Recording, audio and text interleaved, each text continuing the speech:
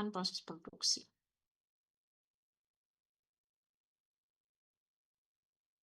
Nah, jadi dalam perencanaan agregat ini, nah di sini dilihat bagaimana menentukan jumlah dan juga waktu produksi yang nantinya bisa diimplementasikan ya untuk satu kegiatan produksi atau untuk satu proses produksi.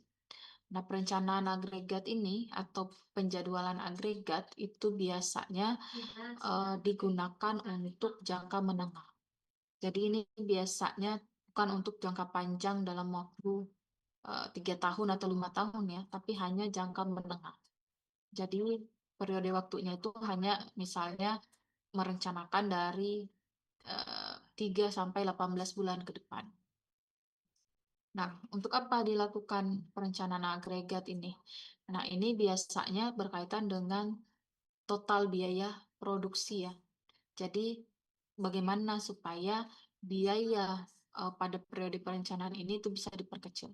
Maksudnya adalah eh, apa namanya? Kita ukur dulu nih. Ketika misalnya kita mau memproduksi sekian unit produk, kira-kira nanti biaya produksinya berapa?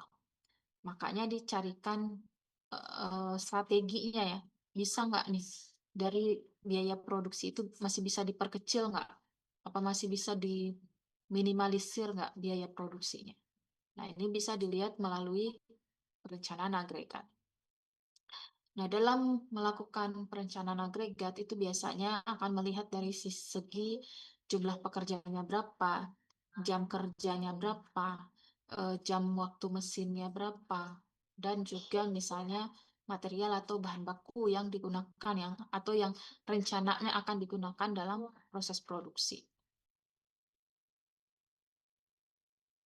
Nah, apa yang harus dilakukan, apa yang harus dilihat ya ketika mau melakukan perencanaan agregat. Nah, ini tentu titik awalnya sama ya dengan yang sebelumnya ya, untuk perencanaan produksi.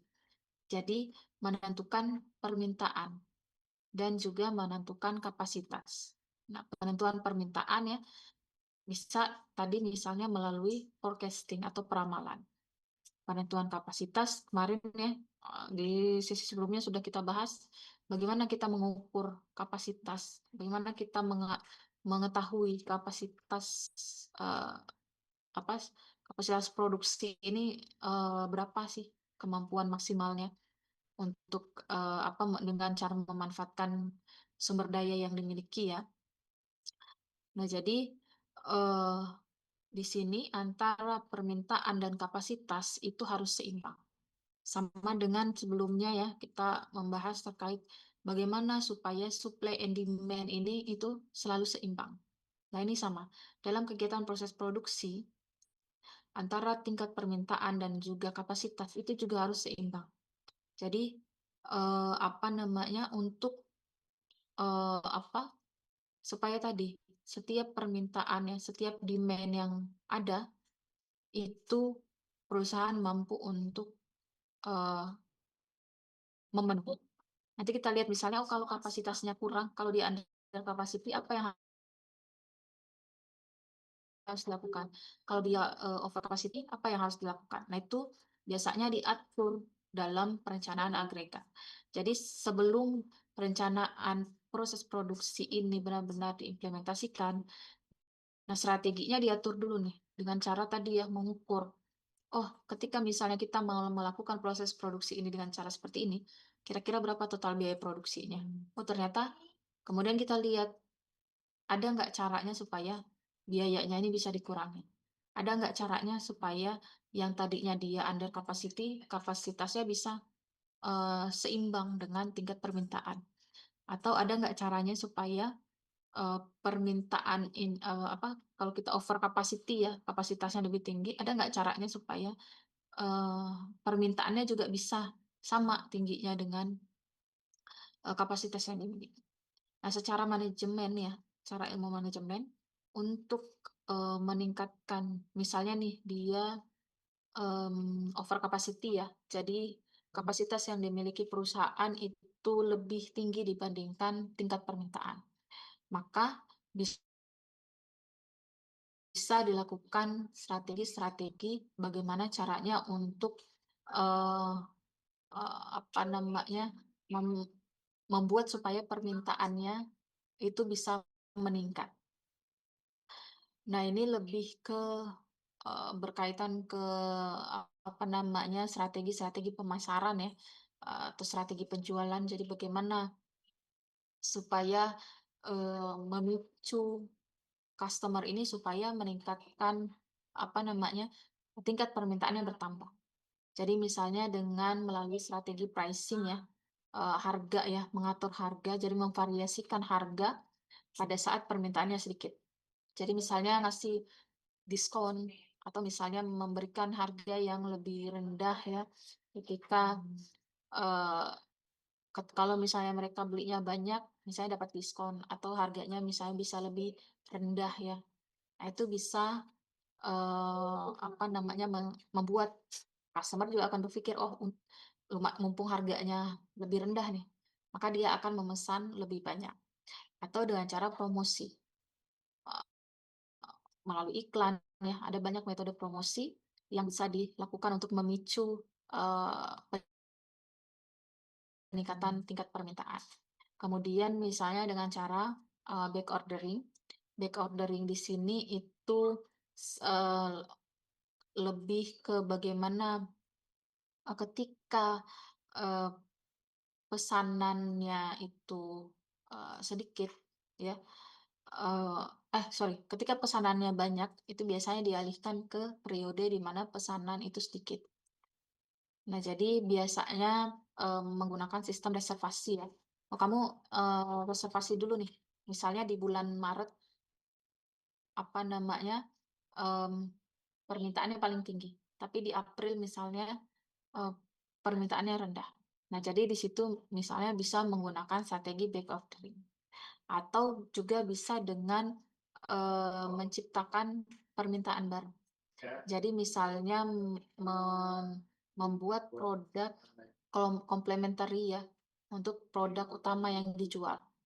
Sehingga ini menunjukkan ada sesuatu yang baru kepada customer. Jadi customer, daya tariknya untuk membeli atau untuk melakukan permintaan terhadap satu produk itu, juga bisa meningkat. Nah, jadi ketika dia, over capacity, permintaannya lebih rendah, maka bisa digunakan strategi-strategi yang berkaitan dengan pemasaran ya. Bagaimana menarik, lebih banyak customer atau membuat si customer ini untuk melakukan pembelian atau permintaan produk lebih ya, lebih dari biasanya. Nah, kemudian bagaimana kalau, eee dari sisi, apa namanya, operasional, dari segi, kegiatan produksi yang berlangsung. Kira-kira strategi apa atau opsi apa yang bisa diterapkan? Kalau misalnya, permintaan dan kapasitasnya ini tidak seimbang ya, entah itu over capacity atau under capacity. Nah, jadi bisa dengan menerapkan strategi hire and layoff. Nah, jadi kalau kita berbicara dengan hire and layoff, nah ini tentu berkaitan dengan menambah dan mengurangi, tenaga kerja. Nah, jadi ketika permintaannya tinggi, di situ dilakukan penambahan tenaga kerja. Tapi ketika permintaannya rendah, di situ, dilakukan pengurangan tenaga kerja. Nah, ini, mengatur tingkat kapasitas ya, mengatur level kapasitas, apa namanya, kapasitas, perusahaan mengikuti pada, demand ya, naik turunnya demand. Nah, tentu tapi ini ada, mmm, apa namanya, pros and cons-nya ya, ada kelebihan dan kekurangannya. Ini tentu kalau kita bahas lebih lanjut, dia akan berkaitan dengan ketenagakerjaan ya, aturan-aturan ketenagakerjaan karena sifatnya, apa namanya, mempekerjakan dan memberhentikan jumlah tenaga kerja. Nah, tapi kalau dari sisi perspektif manajemen produksi ya, atau operasional, ini tentu dilihat dari sisi pembiayaan. Karena untuk menambah dan mengurangi tenaga kerja itu akan ada biaya. Jadi biasanya memang ada biaya yang diakomodasikan ketika mereka menggunakan opsi ini. Dan untuk apa namanya, menstabilkan ya atau menyamakan tingkat kapasitas dan juga tingkat permintaan. Atau opsi lainnya yaitu dengan melakukan overtime. Nah, ini mungkin yang banyak ya, banyak dilakukan ketika misalnya tingkat permintaan meningkat, itu biasanya perusahaan akan mewajibkan pekerjanya untuk menambah jam kerja. Nah, jadi mereka akan diberikan upah tambahan ya sesuai dengan apa namanya eh, peningkatan jam kerja ya, sesuai dengan jam overtime-nya. Kemudian juga opsi lainnya bisa mempekerjakan pekerja part-time atau pekerja lepas. Nah, jadi ini biasanya apa namanya, ketika permintaan meningkat, mereka akan mencari pekerja paruh waktu atau pekerja lepas.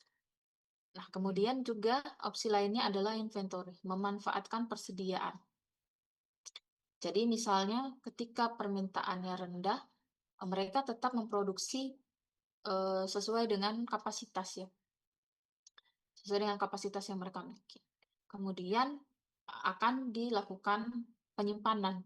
Ya, mereka akan punya persediaan sehingga nanti ketika permintaannya meningkat, mereka akan punya persediaan. Jadi meskipun jumlah unit produksinya stabil, mereka akan punya persediaan dari gudang untuk menutupi tadi peningkatan apa permintaan tadi. Nah, ini juga ada pros and cons-nya, ada kelebihan dan kekurangan. Termasuk kalau ada inventory, berarti nanti ada biaya inventory, akan muncul biaya persediaan di situ.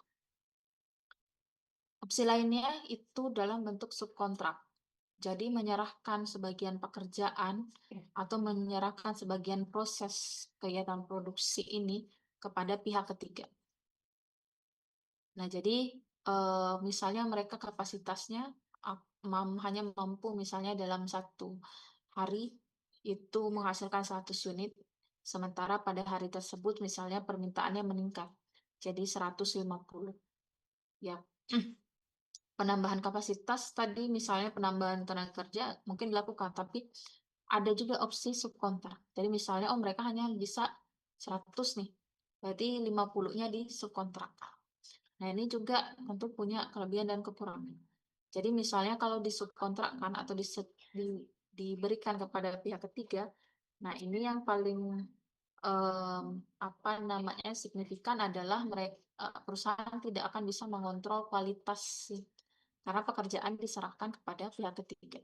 Kalau dikerjakan sendiri kan mereka sudah punya standar ya, secara proses, standar kualitas, standar mutu secara proses dan secara output. Nah, kalau diserahkan ke subkontrak, nah mungkin perusahaan juga bisa memilih nih, perusahaan mana yang akan punya apa namanya standar mutu atau standar kualitas yang sama. Tetapi proses pengendaliannya tadi kan dalam proses produksi itu tadi ada pengendalian ya, pengendalian proses, pengendalian mutu. Nah, itu yang tidak bisa dilakukan kalau pekerjaan diserahkan kepada subkontraktor. Kemudian opsi lainnya itu ada cross training.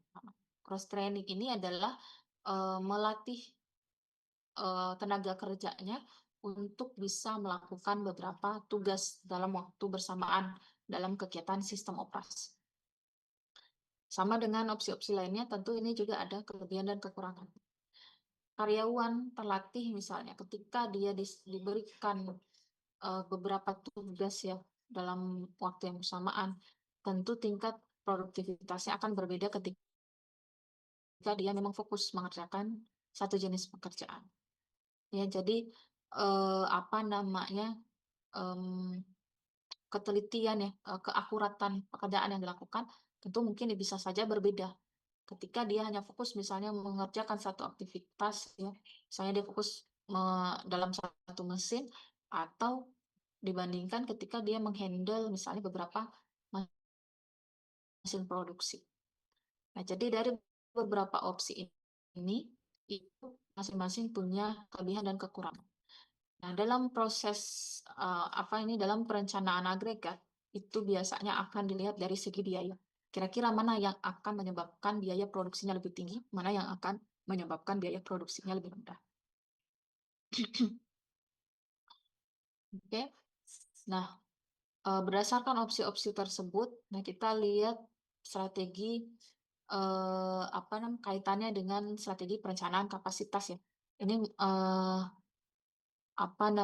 capacity lead strategy. Jadi di mana dari awal itu kapasitasnya direncanakan selalu berada di atas tingkat permintaan, atau ada capacity lag strategi. Jadi sejak awal kapasitasnya ini ya udah dibuat di nilai di mana dia selalu berada di bawah tingkat permintaan. Dan ada juga yang berada di nilai rata-rata.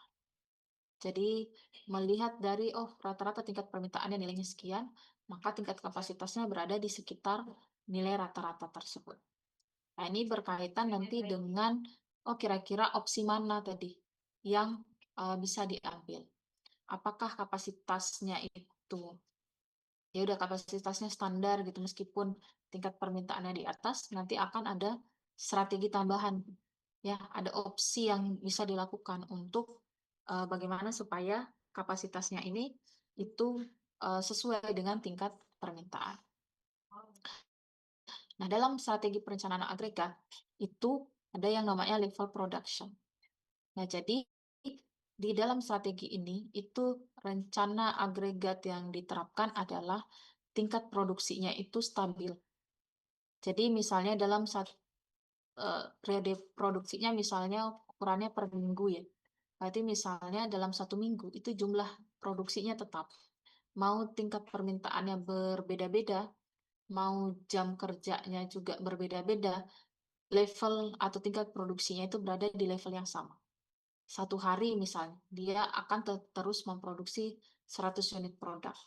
Mau dia permintaannya 200, mau permintaannya 50, atau mau misalnya dia jam kerjanya 10 jam, 8 jam. Nah, itu biasanya kalau dia pakai level production, artinya tingkat produksinya itu stabil. Nah, bagaimana caranya untuk supaya tetap sesuai ya dengan tingkat permintaan pelanggan? Nah, ini biasanya dengan memanfaatkan inventory tadi, tingkat persediaan. Jadi memanfaatkan adanya gudang ya, adanya persediaan. Ketika permintaan sedikit ya udah sisanya disimpan di gudang. Nanti ketika di periode berikutnya misalnya permintaannya naik, nah mereka sudah punya nih persediaan di gudang yang bisa mereka gunakan untuk memenuhi tingkat demand ya, tingkat demand yang ada. Atau alternatif lainnya adalah dengan tadi back order tadi. Nah, jadi biasanya ini yang sudah punya kerjasama ya dengan customer-nya misalnya. Di periode ini belum bisa nih karena tidak mencukupi kapasitasnya. Gimana kalau nanti dikirimkannya misalnya di periode 2 atau di periode 3. Nah, jadi menyesuaikan ya dengan tingkat permintaan. Jadi misalnya tadi 100 unit, 100 unit ini udah dikirimkan misalnya ke customer A. Di periode 2 misalnya, ini yang baru ada permintaannya baru 80 misalnya. Berarti yang sisanya ini bisa dikirimkan ke yang lain. Nah, jadi tingkat produksinya bisa stabil, tetapi juga ada cara ya untuk memenuhi permintaan ketika tingkat permintaannya tinggi. Nah, biasanya biaya-biaya yang muncul untuk level production ini itu ada dari segi biaya persediaan ya. Jadi dari segi biaya persediaan. Strategi lainnya dalam perencanaan agregat itu terkait dengan chase demand. Nah, jadi di strategi ini itu menyesuaikan ya tingkat permintaan dan kapasitas di setiap periode. Nah, jadi ini tadi yang banyak apa namanya, menyesuaikan. Kalau permintaannya 100, misalnya, oh mereka akan membuat atau perusahaan akan, membuat kapasitasnya ini itu memproduksi sejumlah 100 itu.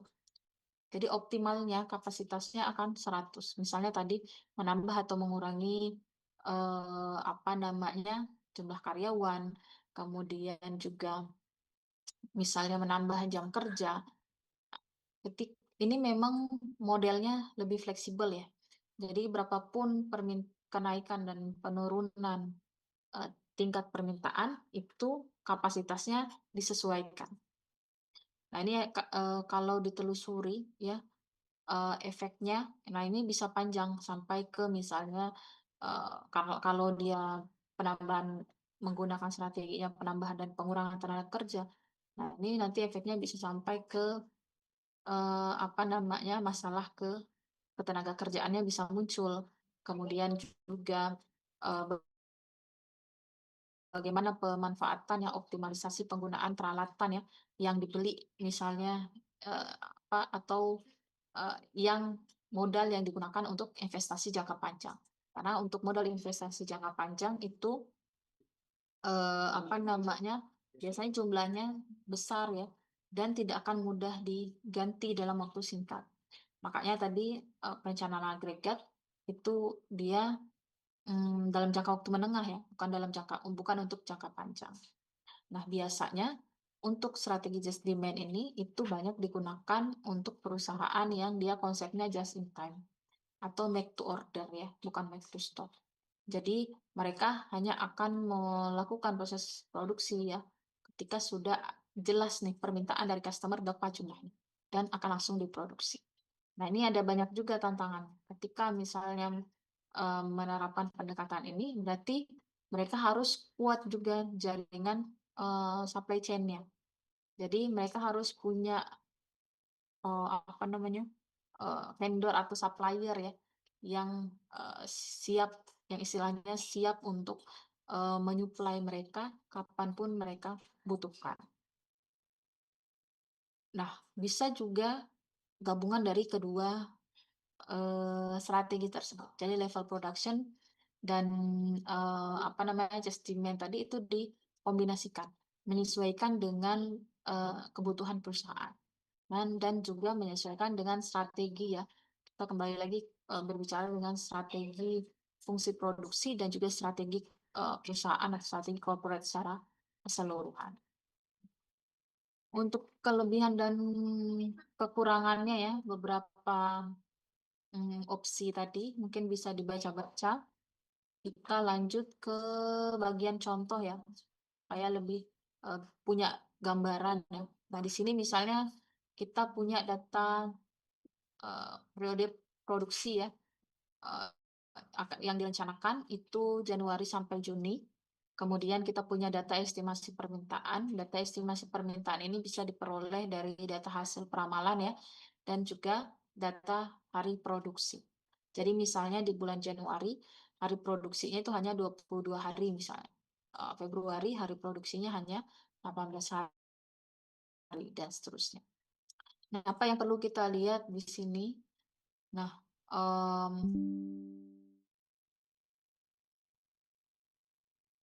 karena hari produksinya berbeda-beda, maka nanti, tingkat pemenuhan permintaan ya, eee, antar bulan ya, masing-masing bulan ini itu juga berbeda. Jadi misalnya nih, di bulan Januari, dia permintaannya 900, hari produksinya itu 22 hari. Maka kita perlu lihat, oh tiap harinya ini berapa, tingkat permintaan per harinya. Nah, ini beda-beda dari bulan Januari sampai Juni, karena estimasi permintaannya beda, hari produksinya beda. Nah, untuk menerapkan yang namanya tadi level production ya, artinya tadi, tingkat produksinya stabil ya atau sama, maka dilihat dari nilai rata-rata. Jadi rata-rata di permintaan per hari untuk berapa nih, 6 bulan ini, itu kira-kira berapa? Jadi misalnya dari contoh ini, oh rata-ratanya berada di angka 50. Maka, yang dijadikan acuan adalah 50 unit per hari ini. Dianggap bahwa, oh, ketika menerapkan level production, setiap harinya untuk 6 bulan ini itu akan diproduksi 50 unit per hari. Oke. Nah, maka diperoleh rata-rata produksinya ya 50 unit, 50 unit per hari. Maka akan dicari total produksinya per bulan berapa, maka dikalikan dengan jumlah hari produksi.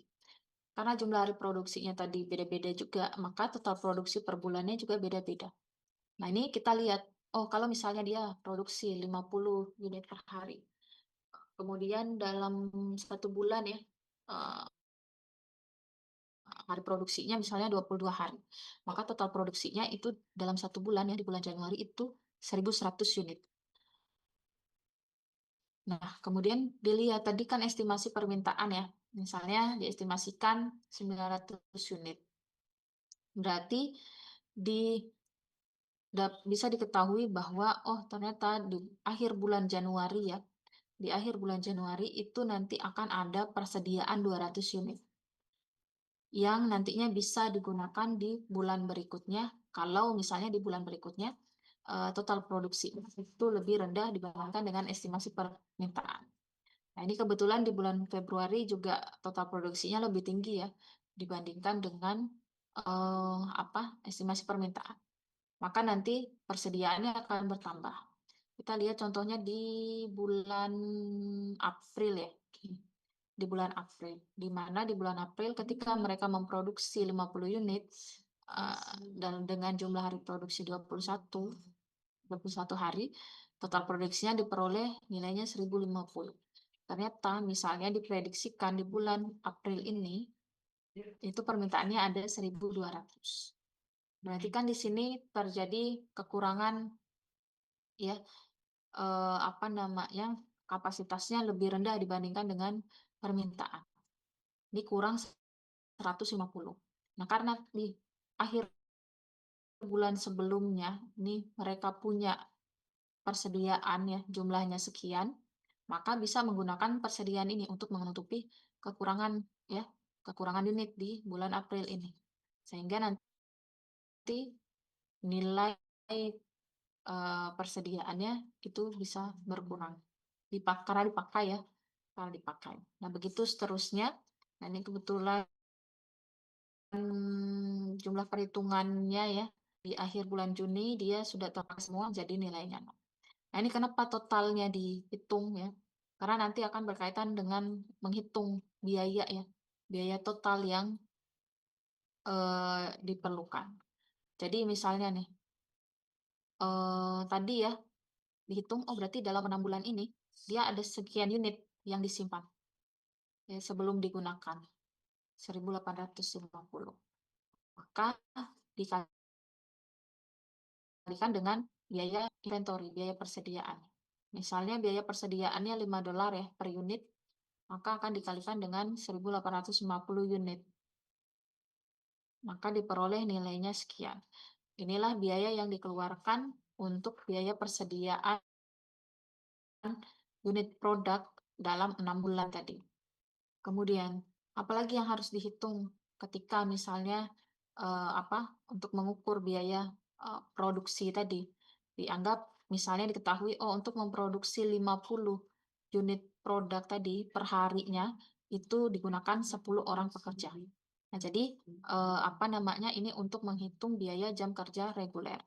Nah, jadi misalnya nih 1 hari ya, 1 hari misalnya untuk 10 orang pekerja ini itu ada 40 $40. Nah, tadi kita jumlahkan ya, jumlah hari produksinya itu 124. Maka bisa diperoleh biaya jam kerja regulernya. Biaya lain-lainnya kenapa nggak ada? Karena tadi dia nggak ada penambahan, dia nggak ada pengurangan tenaga kerja ya. Karena dia stabil memproduksi 50 unit per hari dengan 10 orang pekerja. Oke, jadi yang dihitung hanya biaya inventory-nya dan biaya jam kerja reguler. Karena hanya itu yang dibutuhkan ya. Jadi diasumsikan hanya biaya ini yang dikeluarkan untuk contoh yang tadi. Oke. Nah, kita beralih ke contoh berikutnya ya, yang misalnya dia nanti akan pakai penambahan pengurangan atau pakai penambahan pengurangan tenaga kerja, sorry,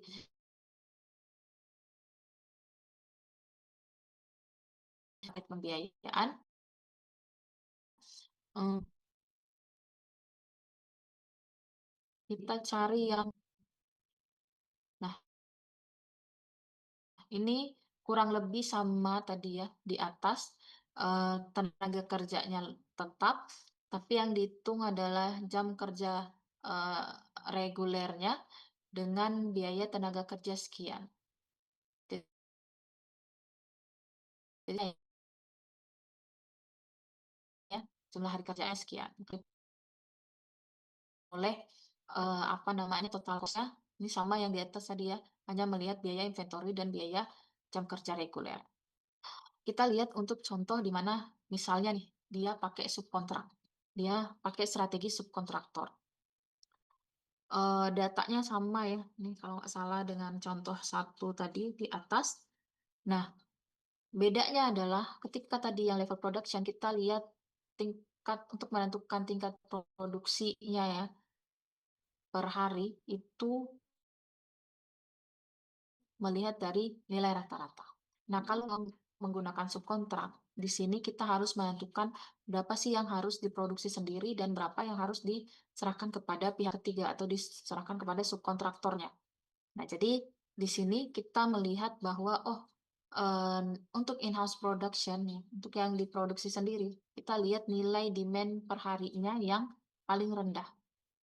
Nah, jadi di antara 6 bulan ya, 6 bulan di sini, itu yang paling rendah adalah di bulan Maret 38 unit. Nah, jadi diasumsikan bahwa 38 unit inilah yang menjadi standar untuk in-house production. 38 unit per hari yang akan diproduksi sendiri.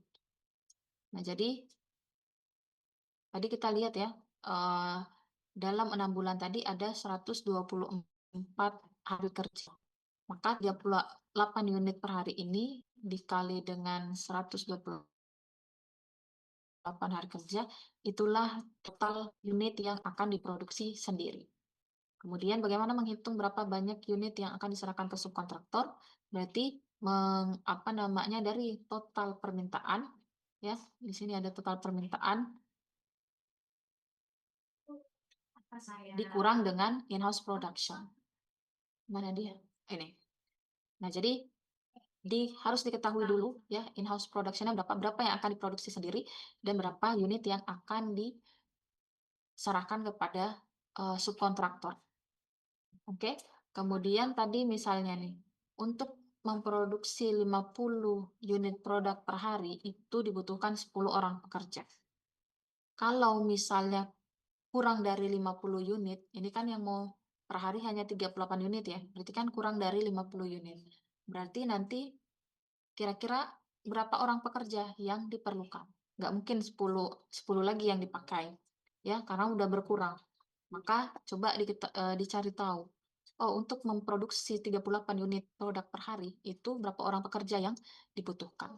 Nah, di sini hasilnya 7,6 dibulatkan jadi 8 ya. Jadi biasakan kalau misalnya angkanya koma, kemudian satuannya pekerja ya, yang harus angka pasti, kalau 7,6 ke atas ya 7,6, 7,7 itu dibulatkan ke atas. Kalau misalnya dia 7,5 ke bawah, 7,3, 7,2 itu bulatkannya ke bawah ya. Jadi 7. Di sini kita asumsikan dia dibulatkan ke atas jadi 8 pekerja. Jadi diasumsikan untuk memproduksi secara in-house ya, diproduksi sendiri, 38 unit ini itu bisa dikerjakan oleh 8 orang pekerja. Oke, kemudian kita lihat dari segi harganya. Berarti ketika menghitung jam kerja reguler ya, untuk menghitung jam kerja reguler itu kita hanya pakai 8 orang pekerja. Biayanya tadi diketahui di atas ya, $80 per hari, kemudian dikalikan dengan 124 hari. Maka jam kerja reguler, biaya jam kerja regulernya diperoleh nilainya sekian. Kemudian kita harus menghitung untuk biaya subkontraktor. Di sini tadi diketahui biaya subkontraktornya itu per unit. Ada $20 per unit. Dikalikan dengan jumlah unit yang kita serahkan ke subkontraktor. Maka diperoleh ya, total dari dua ini, itu diperoleh total biaya ya, ketika yang harus dikeluarkan kalau misalnya mau menggunakan subkontraktor. Nah, kenapa yang tadi pakai inventory, yang ini enggak? Nah, karena di sini mereka asumsinya adalah subkontrak. Mereka hanya memproduksi sesuai dengan yang dibutuhkan. Ya. Jadi tidak menggunakan sistem persediaan, tidak, makanya tidak ada biaya inventory. Kemudian contoh berikutnya, misalnya ini diasumsikan penambahan dan pengurangan tenaga kerja. Nah, jadi konsepnya untuk penambahan dan pengurangan tenaga kerja itu melihat dari peningkatan atau penurunan permintaan. Bisa dilihat dari ini ya, demand per day-nya, permintaan per hari. Nah, ini karena mulainya di bulan Januari, maka diasumsikan bahwa di periode awal ini itu belum ada pengurangan ya, belum ada penambahan dan belum ada pengurangan tenaga kerja. Maka mereka masih menggunakan ya apa namanya asumsi awal. Nah, yang untuk asumsi ini itu yang dilihat adalah basic production cost-nya. Jadi misalnya untuk memproduksi ya apa namanya 41 unit ini, itu basic production cost-nya berapa? Misalnya nilainya sekian, inilah yang dijadikan total cost. Nah, yang berbeda adalah ketika misalnya dari Januari ke Februari. Kita lihat di sini misalnya ada perubahan tingkat permintaan. Ini perubahannya adalah penurunan jumlah permintaan. Ya, penurunan jumlah permintaan. Maka diasumsikan bahwa ketika jumlah permintaannya menurun, maka akan dilakukan pemberhentian tenaga kerja. Ya. Jadi ketika dilakukan pemberhentian tenaga kerja, maka akan ada biaya pengurangan tenaga kerja sesuai dengan pengurangan jumlah apa namanya jumlah permintaan. Nah, jadi makanya di sini dilihat ya berapa selisihnya dari bulan Januari ke Februari. Kemudian dikalikan dengan biaya pengurangan tenaga kerja. Ini tadi diketahui ya di awal. Nah, setelah itu diperoleh nilai apa namanya biaya tambahan ketika mengurangi tenaga kerja, kemudian ditambahkan dengan basic production cost-nya. Maka itulah total cost untuk bulan Februari. Ya. Jadi begitu ya seterusnya. Kalau misalnya nih terjadi peningkatan permintaan. Jadi misalnya dari Maret ke April ya, terjadi peningkatan permintaan. Artinya adalah ingin melakukan penambahan tenaga kerja.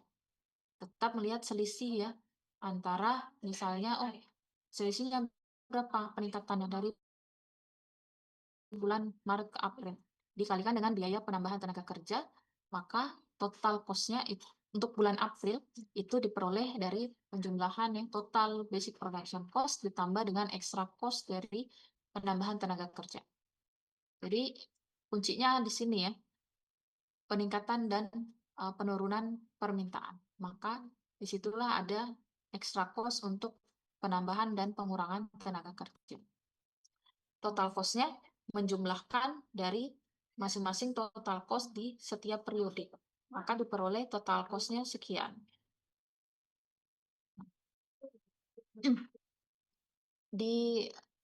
Kenapa ini misalnya, mana tadi contoh, misalnya ini ya, dia selisihnya 1 gitu. Tapi tetap dihitung biayanya. Nah, ini karena kita menggunakan angka sederhana untuk proses perhitungan. Nah, biasanya kondisi realnya ya di industri itu nilainya nggak akan beda 1-2 begini. Bisa aja dia peningkatan dan penurunan tingkat permintaannya itu bisa 3 kali lipat, bisa 4 kali lipat. Jadi jumlahnya besar ya. Makanya dipertimbangkan untuk melakukan penambahan atau pengurangan tenaga kerja. Jadi realnya itu dia nggak mungkin beda-beda 1 gini. Ini angkanya pakai yang sederhana supaya apa namanya, bisa cukup memperlihatkan ya, apa yang membedakan dari konsep, apa namanya, pendekatan, chase demand ini. Nah, jadi menyesuaikan dengan tingkat kebutuhan. Di sini juga tidak ada inventory, kemudian tadi tidak ada biaya subkontrak ya, karena itu tidak digunakan. Yang digunakan adalah biaya tambahan ya, biaya tambahan untuk penambahan dan pengurangan tenaga kerja mengikuti dari peningkatan dan penurunan jumlah pekerjaan. Nah, dari 3 asumsi tadi, di sini dari total biaya bisa kita perbandingkan. Oh, kira-kira mana yang total biayanya paling tinggi, mana yang total biayanya paling rendah. Itulah nanti dari perbandingan inilah nanti yang bisa menjadi bahan untuk pengambilan keputusan oleh manajer produksi atau manajer operasional. Oh, kira-kira nanti dalam implementasinya atau dalam perencanaan proses produksi, pendekatan apa yang mau diterapkan, merujuk pada apa namanya, perencanaan agregat ini. Nah, jadi perencanaan agregat ini itu akan menjadi acuan. Oh, dalam menyusun perencanaan produksi, kira-kira strategi apa yang bisa diterapkan. Kalau misalnya tingkat permintaannya sekian, kapasitasnya sekian. Oke? Sampai sini bisa dipahami? Saya? Kita agak cepat sedikit, masih ada satu lagi ya. Masih berkaitan dengan apa namanya? Masih berkaitan dengan perencanaan proses produksi. Satu lagi itu MRP, Material Requirement Planning.